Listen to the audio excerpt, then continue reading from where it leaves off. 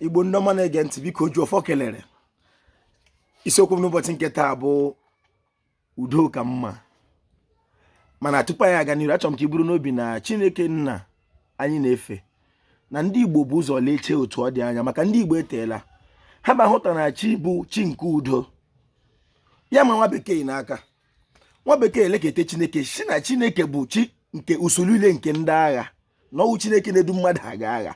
Mana ndị Igbo buru ụzọ wụọ ya anya sị na Chineke wụ chi nke udo. Biko aha m bụ Nkwachukwu Ojagbo, a na-akpọ m Ojiọfọ. Abụ m onye olu okoro nke dị na Ọmahịa n'obodo nke Chineke. Isiokwu m n'ụbọchị nke taa wụ na chi bụ chi nke udo. Udo ejikwana m ohere ala eme ka ndị Israel na ndị Hama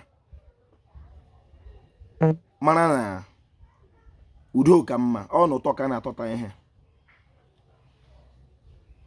Mana o nwere ebe na-agbagoju m anya dịka mmadụ, dịka onye Igbo nwụ n'okwu bekee, from the traditional point of view. Abịara m belela ndị ọcha kọrọ anyị sị anyị na ụmụ Israel laghachi n'obodo ekpere ha na nkwa. Mana ọ na-eju m anya na obodo ahụ ekpere ha na nkwa Chineke ji ọnụ ya kwe.